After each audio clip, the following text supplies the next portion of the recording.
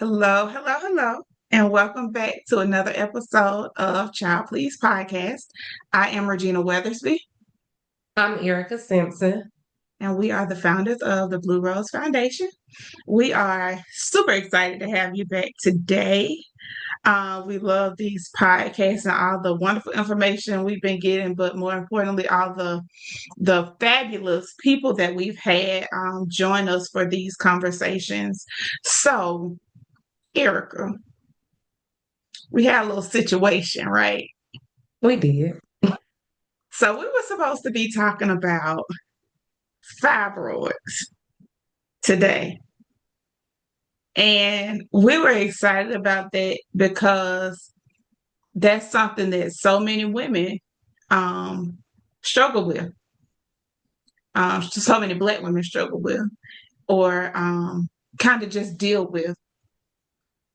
And so in that excitement, we wanted to make sure we had somebody come on here who was really, able to just kind of have that authentic conversation about their experience.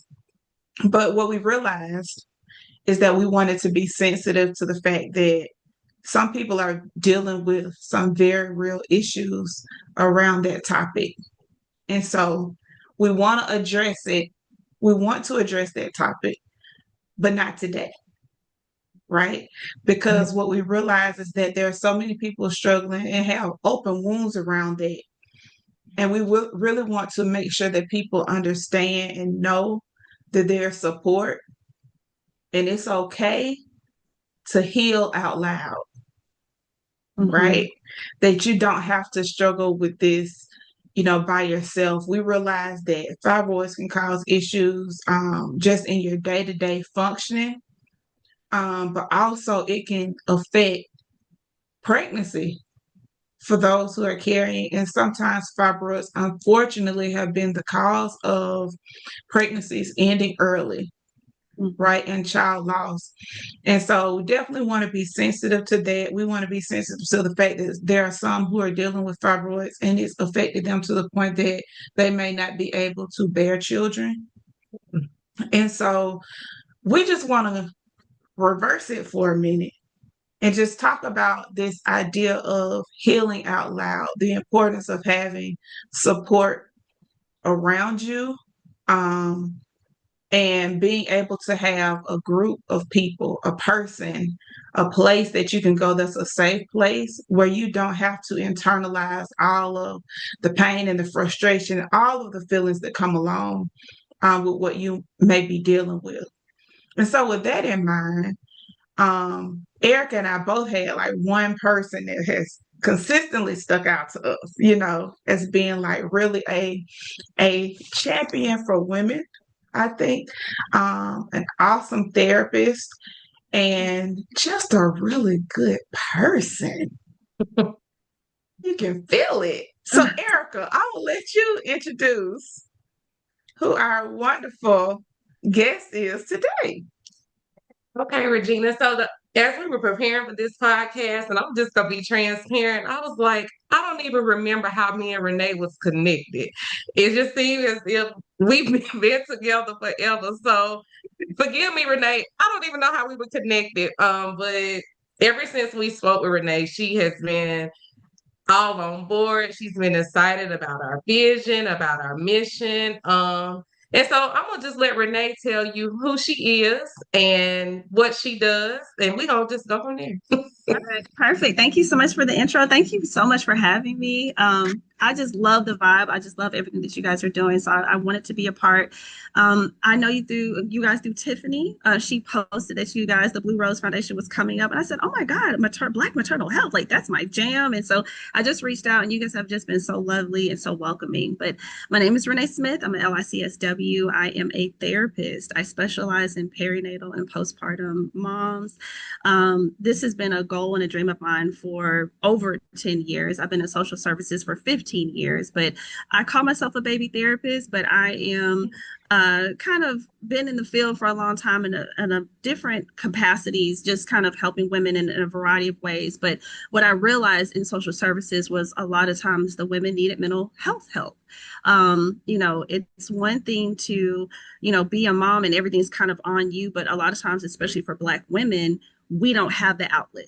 Right. So everybody comes to us. We are the strong friend for everybody else, but we don't have the outlet. And so I started recognizing that among my friend group and myself and my mama. And, so I was like, this is something that was very, very important to me. And I just think when you work with moms, it's a generational change, right? So moms are the first teachers in the home, but we're also caretakers for the generation before us usually. And so if you work with a mom and you're able to really heal some of those things, like it's a 2 gen, sometimes 3 generation approach. And Mm, so that's why I do the work that I do.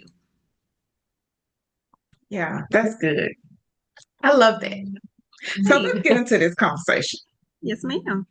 When Renee, when you hear the words healing out loud in terms of um just kind of what we're talking about, women dealing with some issues related to reproductive health, what does that say to you? What does that mean to you, healing out loud? It means taking back any sort of shame that kind of comes up with reproductive kind of concerns and issues. I think sometimes when you're a woman or when you're a little girl, like you get the baby dolls and all these things. So you're like ingrained to what motherhood should be and what it should look like. And so you think like, oh, I get married, I find a really nice man or whatever. And it's just going to kind of flow. And then when you find out that there might be some difficulty there, there's shame because this is something my body's supposed to be able to do, right? And so I think being able to heal out loud allows other people to know that it's not all a crystal stair. I say this all the time about motherhood in general.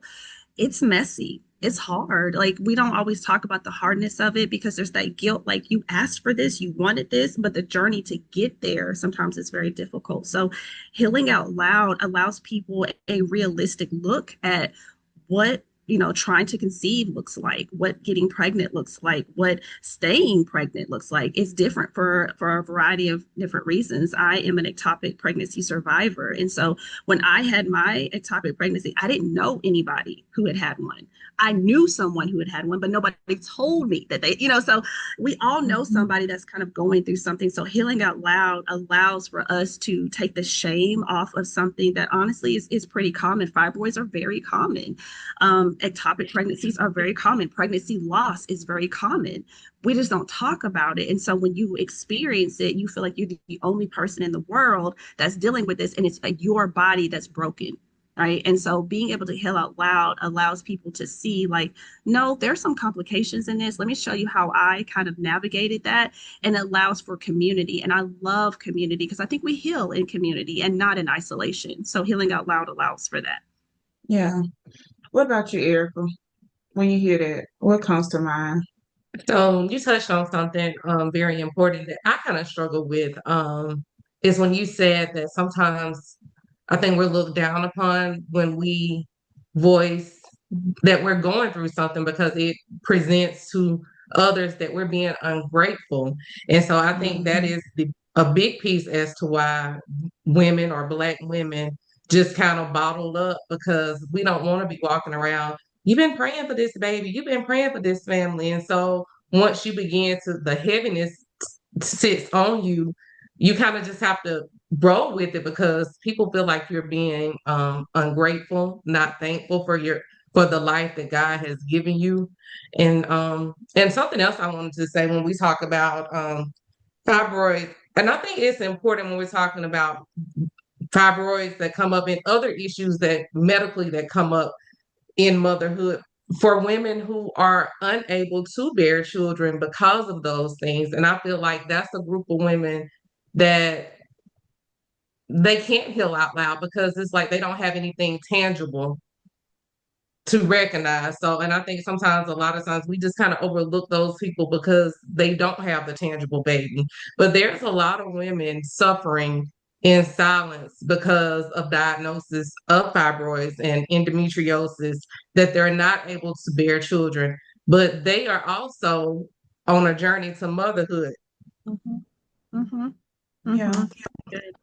I was thinking about how there seems to be, and it's probably self-inflicted, maybe, or culture inflicted, I'll say that, this extra pressure on us in our community to present a certain way, to present as being very strong, having it all together, like Renee said, being the strong friend. Um, we don't often show our deficiencies, you know. And so I think in an effort sometimes to maintain that, people just stay silent. But that silence is harmful. You can't glaze over, kind of gloss over certain issues that are affecting you, especially when it's affecting your mental health, because ignoring it doesn't make it go away. It Mm-mm. doesn't make it go away. I think about a splinter because we've all had one before, a splinter in your hand. You get a splinter in your hand and it hurts, right? So that's the experience, whatever the experience is, it hurts. And you have two options.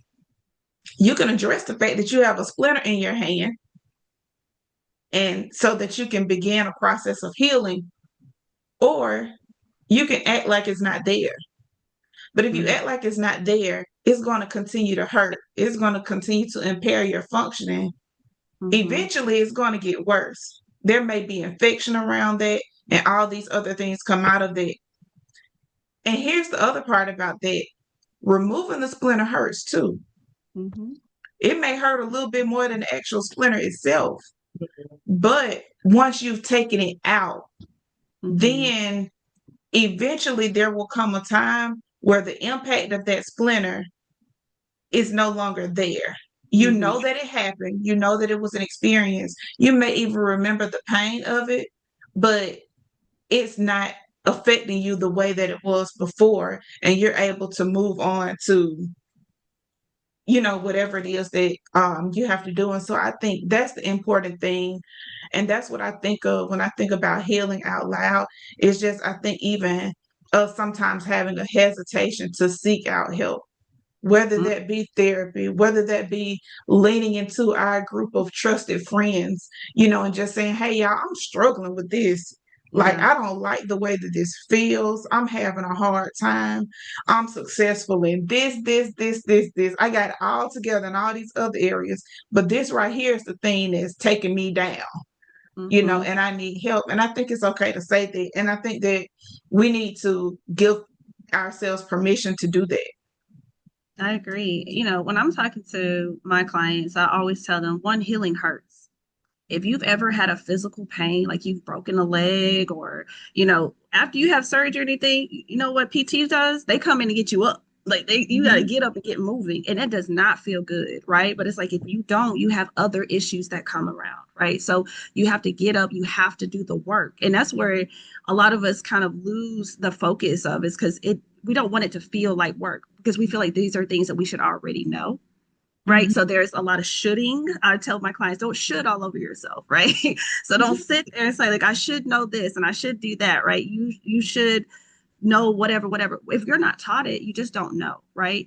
And so when you see a baby trying to learn to walk, we never say they're failing to walk when they're falling and stumbling, right? But when you become an adult, if you don't get it right off, you're like, oh, I'm failing at this. I'm not able to do this. And so I think it's important to know like it's a process. It's not linear. Like sometimes you'll take 2 steps forward, you'll take 4 steps back because you're working on changing stuff. And I say this all the time. If you come into my office and you're 27, we are dealing with 27 years worth of who you are. It's not going to change Mhm. the 7 sessions. We only see each other 53 minutes once a week. Like this is a process. You are trying to do different things. And so the same thing kind of with unlearning those behaviors of how we're protecting ourselves, what comes across as being angry, like how depression, anxiety manifests, especially in Black women, is different. it comes across to some people as being aggressive or irritable or angry. But that's Mhm. because in a lot of households, those are the emotions we're allowed to have. You can be happy or you can be angry. You got sadness, all this. We don't even know what to do with that. And so there's grief a part of motherhood. Even if everything turns out fine, as your baby grows, well, they don't need me for that anymore. Your relationship changes with your child. And so we don't even talk about the grief of everything going well. Right? Like as your baby grows, there's grief. Then your identity changes because now I'm not a mother of a baby. I'm a mother of a toddler. I'm a mother of a teenager. As I've gone through different stages with my own kids, I'm like, there's grief and joy at each level. And we don't talk about complex emotions too. Like trying to get pregnant is complex. If you've had a loss, pregnancy after a loss is very complicated because now you're afraid. I know I've lost my innocence of, oh, you get pregnant, you have a baby. My first child, textbook, no issues. My second one was a loss. And I was the second time I got, well, third time I got pregnant, I was like, oh my God, like something could happen. I found myself very anxious. And so we don't talk about how it's not just this beautiful experience for everybody. So, some people get really sick in pregnancy. Some people have to be hospitalized in pregnancy. You know, it's a complicated thing. And I know people are like, it's not a disability, but sometimes it can be. It Mhm. can be disabling. And so I think when we kind of paint everything with a broad brush, we don't allow for diversity of story. And so that's the problem because we all have a story of motherhood that's different. Even if you've had a loss, your loss is different than this other person's. And so allowing for diversity of story allows for people to heal out loud. It allows them to take hold of their healing journey without trying to hide different pieces of it to fit a narrative that doesn't fit what they're going through. Mhm. And I've made a post a couple of weeks ago about grief. And I've kind of found myself in that place as well, like grieving, but no one has passed. On the outside, everything, all is well. But I think sometimes too, as a society, we kind of dismiss people can grieve things more than a body in a coffin. And I think those things still deserve attention. They deserve a sympathy card. They may deserve a, hey, let's go get some chicken, you know, kind of a repast, but you can grieve things that aren't tangible. And sometimes you can be in a grieving state of things you can't even speak out loud. Mhm. Yeah. Or even Erica grieving, having to let go of a hope, Yeah. you know, where you may have all your life, like I think Renee said earlier, you're a little kid playing with dolls and you've nurtured this baby doll to build, like, and you grow up thinking that you're preparing, subconsciously for motherhood, and then to be an adult and realize that that may not be your journey, and having to let go of that. That's It's grief associated with that. And that's a grief that nobody knows. Like, it's not, nobody saw you pregnant, or nobody knows you were trying for a baby, or nobody knows what's going on with you internally that's preventing you from having that experience. And so grief is associated with that, and it's very silent most of the time. So I think that it's also important, in our community, to normalize communication, to Yeah. normalize talking and listening and allowing people to talk. Mothers of daughters, I think, really need to be careful and just allowing your daughter to express herself to you in a place that's safe without being critical or without responding in a negative way, so that they feel safe to continue to talk. Because I think sometimes in our backgrounds too, we've been shut down so much, Mhm. in our trying to express ourselves, that we've given up the effort in trying to do that. And now it's a very real thing happening in a lot of women, but they don't have the Permission. desire. And they Mhm. don't Yeah, have, they yeah. They haven't been don't have given the the permission permission. to really just talk about it. Like, I got to deal with this and just move on. Yep. And so I think it's important to be able to have just some raw conversation. And it doesn't always have to be rainbows and butterflies, like, I need to know what's bothering you. I need, having those just difficult conversations in all aspects of life helps us to be able to then be able to communicate about the things that are really troubling us. So, I think some of my clients though don't even know what's troubling them. So mm, another piece of it, right? So we have suppressed or repressed so many things that, you're yelling about dishes, it's not about the dishes, right? Like, so we have to also understand what it's like to sit with an emotion. How do you sit? Because if I ever talk like sit with an emotion, okay, that's great. What does that mean? Right? Like, how do I even do that? Because we're not taught to sit with stuff. We're taught to push through.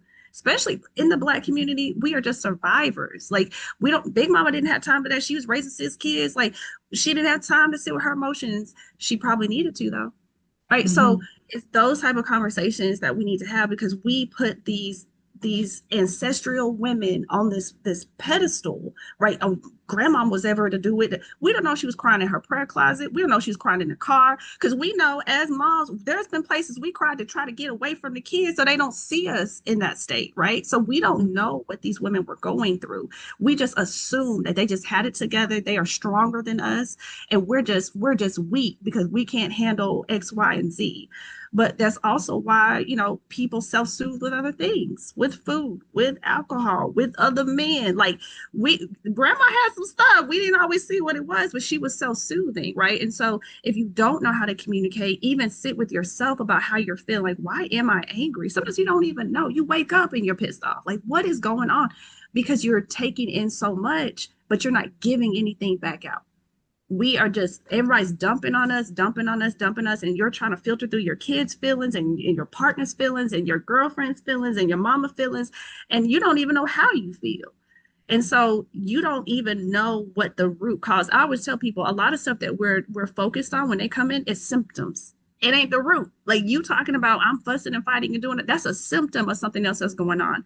That's a symptom of grief. Grief entitles anger. Like we don't talk about it enough. Like when you don't get something that you want or you lost something that was important to you, you'll be angry about it and you should, right? That's something that meant something to you. And I would say, our emotions tell us something, right? They're not there to condemn us or to make us feel bad, but it's a warning system. Your body is trying to tell you something is going on and you've been ignoring it. Right. So now you got a headache. Now you got body aches and you're thinking like, I must have pulled a muscle. No, girl, you're depressed and it's manifesting in your body. So if we don't learn how to communicate, it'll come out. It just comes out in maladaptive ways. So if we could start learning, like to really check in, like, hey, are you okay? Like I was talking to a client the other day. She's had a loss and she was just sharing, like, normally I just say I'm okay. They say, oh, I'm so sorry to hear that because they don't know. And she's like, it's fine. But because she's been working with me, she's like, I've been able to say, like, I'm getting better. And I'm like, that's huge. Like a lot of people don't understand how huge that is because she's no longer lying about her state. Like Mm. she is going to be better. She's not okay right now. And that is okay to say that I'm not okay right now. For us to try to dismiss a loss and be like, it's fine. You lost somebody that meant something to you. When we lose a child, we just don't lose the child. We lose everything that we thought the child was going to do, dancing at their wedding, graduations, all of those things. It's anticipatory grief. So now every time something comes up, it's like they would have been 5 today. They would have been 7, right? So it doesn't ever change the relationship, but we can change perception where it's not completely bringing us down. And that's what Healing Out Loud allows us to do. It allows us to deal with hard things without it completely sinking us. Because that's what we think. It's not just like, oh, nothing hard is ever going to happen. But it's just like when the hard comes, I can deal with it without feeling like I'm drowning. That's the most important piece. That was so good. That It spoke to me on a was. whole different level because now I got to figure out why I'm yelling about dishes. It's probably not about the dishes. Every day, I've never heard of it that way, but you said it generationally. Our ancestors have raised us to be physically strong, but generationally, we're still babes emotionally. Mm, Yeah. So physically, and I'll be honest, I'm transparent. I can talk about myself physically. Like over the last couple of years, I've had surgery after surgery, doctor's appointment after doctor's appointment. It's nothing that hadn't been done to my body physically. and I can handle that. But emotionally, sometimes I feel like a baby Yeah. Yeah. because Yeah. all of my focus has been on the physical instead of me tapping in and nurturing emotionally. So, I mean, that's a good piece. And I think that's some of what's Black women. We are physically phenomenal. We really are. I mean, we can handle anything. I mean, you can have a woman, she can work 2 or 3 jobs, have 2 or 3 kids, come home and take care of her husband. But late in the midnight hour, she's a baby at heart. Mm-hmm. You know what, Mm-hmm. Erica? The thought that just came to my mind was we've been taught how to do, but not how to be. Hmm. You know what I mean? We've been taught how to do a lot of things. And so even when we look back, those women, they taught their children how to work, how to do things, how to cook, how to clean, but you Yeah. don't know how to be when you feel a certain way. You know what I mean? Like you don't know how to, that internal stuff that wasn't taught. It was perceived. And so we just pick up and kind of mimic what we see. But that was a mask. Yep. What we saw was a mask. And so then you're kind of dealing with how to filter through that yourself. Mm-hmm. Mm-hmm. That's tough. That's tough. I think too, we don't have a lot of time too, right? So I have clients that tell me I don't have time to sit with my emotions. But I say it all the time. It doesn't take a lot of time to check in with yourself. You can check in with yourself while you're driving to work, coming home. The extra 5 minutes when you're sitting in that driveway, just, hey, how do I feel? There's breathing that you can do. A lot of times we're not taught just the things that would really help us to push through. We're not taught. Like when you go in for labor, they're like, okay, this is how you breathe. This is what you do. But we're not taught how to deal with stuff as life kind of comes at us. And so even teaching a client how to breathe properly, because a lot of times you've been breathing in your chest and you've been doing stuff, it's all up here. You don't even realize your lungs can fill up like this. Like your lungs have been at 20% capacity for 6 months and you haven't even realized it. But breathing allows your body to realize that you're in a safe space, right? Because when you're not safe, you need that shortened breath because you got to get there quickly. You got to get all the blood flowing. You got to do all that. But if I'm safe, I can relax and breathe. When we look at babies, when they breathe, they're breathing from their bellies. It's always up and down. We don't know what that is for us. We're always right up here because we're always next thing, Hmm. next thing, next thing. And so even just focusing on breath for less than 60 seconds can help you to check in with yourself because you're telling your body that, oh, we're okay. Everything's okay. When you are constantly going and you're checking stuff off and that's all you're doing all day and you're telling your body that, oh, we can't rest. We can't stop. So your body's just hyped. And then you go to bed and then there's a list on your mind and you wake up and there's a list on your mind and you're like, but you're not on the list. Mm. Hmm. You're not on the list. So when we have the conversations with people and we do these different things, we don't even put ourselves into the equation. Right. And then you wonder why you're frustrated and you wonder why you're angry and you wonder why you're irritable because there's a need that needs to be met. We all have them. We all have the need. Whether you address the need or not, it's still there. If I know I skipped lunch, I still need to eat. Right. The need didn't go away just because I skipped it. And the same is true of our emotions. Just because you skipping through and you not dealing with it doesn't mean that there's still not a need that's there. I always equate it to a house of a smoker. They could have stopped smoking 20 years ago, but if they didn't clean those walls and do that, you walk out of the house smelling like smoke. So even if you've addressed what you thought was the issue, like, okay, we're not smoking anymore. If we didn't clean up and we didn't do all the other stuff, when you come out the house, you still gonna smell like smoke. So we have to figure out what it is that's really going on. And that only happens if you do it out loud.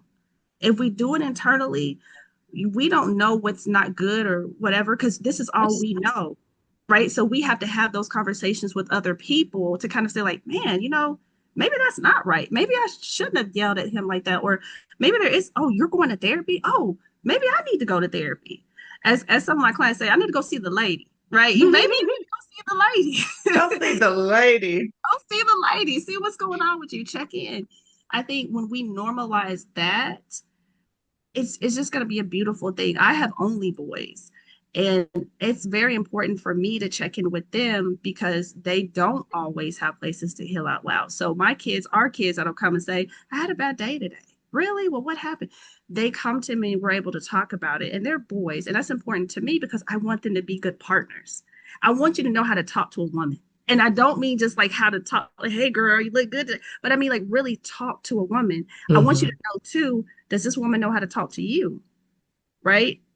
As women, we focus in sometimes on the outside things like I can cook, I can clean, I can do all that. But is your husband safe with you? Are you safe with you? Like these are questions we don't always talk about because you can't check those off your list, right? So are you a safe person, not just for others, but also yourself? I always tell people when this is going on up here and it's not safe, get it out. If you have to talk it out, if you have to write it out, if you have to scream it out, if there's a place here in Birmingham you can throw and break things, if you got to break something in a safe, get it out of you. So it's not just wrestling around in there and just ruminating on it because you can't heal that way. You're just in circles. Well, I tell you what, we have seen the lady today, Erica.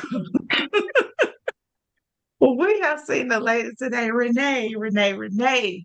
Thank you so much. Yeah. Thank you for all of that. And you know what? I can listen to you talk on and on. And I'm so glad that you're going to be facilitating our upcoming support groups I can't wait. starting this month. So for those of you who are joining us in those support groups, this is Renee Smith. She's going to be the facilitator of those groups. We are super excited. If you haven't joined, go ahead and click the link to register to join those support groups. It's going to be an awesome time of healing out loud. And we're so very thankful for you being on this episode with us. We appreciate it, all of your wisdom. Erica, you got anything else? No. I look forward to seeing you, Renee, and everyone else for our Thorns of Rose support group. I'm excited. Yes. Thank you so much, y'all. Heal out loud, and we will see you next time. Bye-bye. Bye.